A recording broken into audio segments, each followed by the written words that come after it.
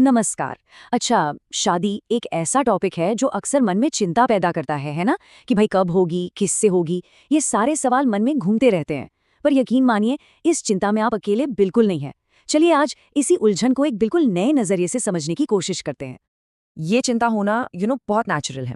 और आज हम जो भी बात करेंगे वो सोर्स मटेरियल के आधार पर होगी, तो हम इसकी बिल्कुल तह तक जाएंगे। तो फिर देर किस बात की, चलिए इस पहेली के टुकड़ों को एक एक करके जोड़ना शुरू करते हैं।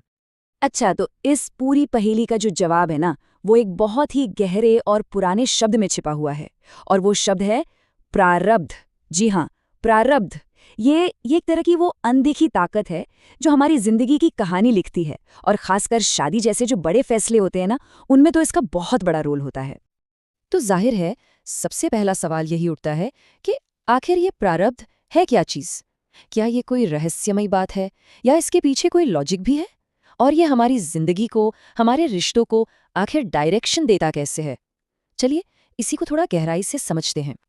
देखिए, प्रारब्ध को समझने का सबसे आसान तरीका ये है कि इसे आप अपने कर्मों का एक कॉस्मिक बैंक अकाउंट समझिए। हाँ, एक बैंक अकाउंट। मतलब हम इस जिंदगी में अपने पिछले जन्मों की सेविंग्स और लोन दोनों लेकर आते हैं। और आज हमें जो भी सुख या दुख मिल रहा है ना, वो दरअसल इसी खाते का हिसाब किताब है, इसी का लेन देन है। और सोर्स मटेरियल के हिसाब से देखें तो इस प्रारब्ध का असर बहुत ही गहरा और वाइड रेंजिंग है। ये सिर्फ ये तय नहीं करता कि हमारी शादी कब, किससे और कहाँ होगी, नहीं, बल्कि इस जिंदगी में हमें जो भी रिश्ते मिलते हैं, जितनी भी खुशियां मिलती हैं या जो भी चैलेंजेस आते हैं, वो सब कुछ इसी से तय होता है। ऐसा समझिए कि ये सब पहले से ही हमारे कर्मों की पोटली में बंधा हुआ है। और फिर जब वो कॉस्मिक क्लॉक सही समय पर टिक टिक करती है ना, तो किस्मत के तार अपने आप ही जुड़ जाते हैं। कई बार तो हमें पता भी नहीं चलता और हम अचानक खुद को ठीक उसी इंसान के सामने, उसी जगह और उसी वक्त पर पाते हैं जहां हमें होना चाहिए था। क्यों? क्योंकि ये तो पहले से ही तय था।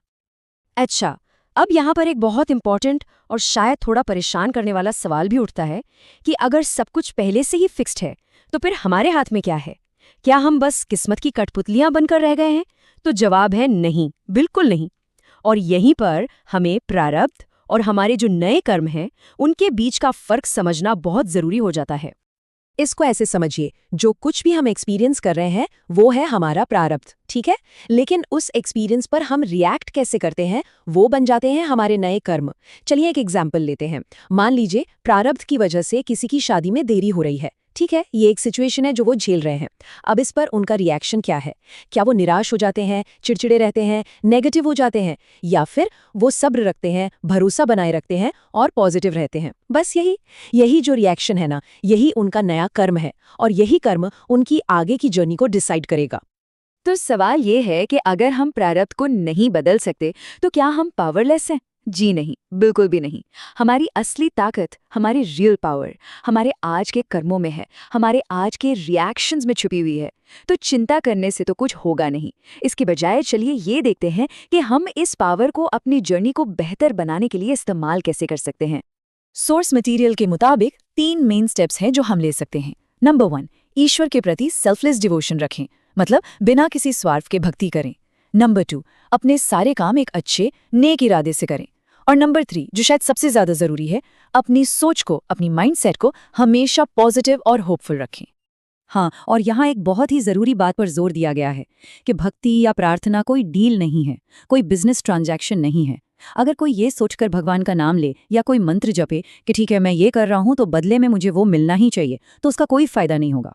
भक्ति हमेशा दिल से होनी चाहिए, अनकंडीशनल होनी चाहिए। ये बात याद रखना बहुत जरूरी है कि यूनिवर्स अपनी स्पीड से काम करता है।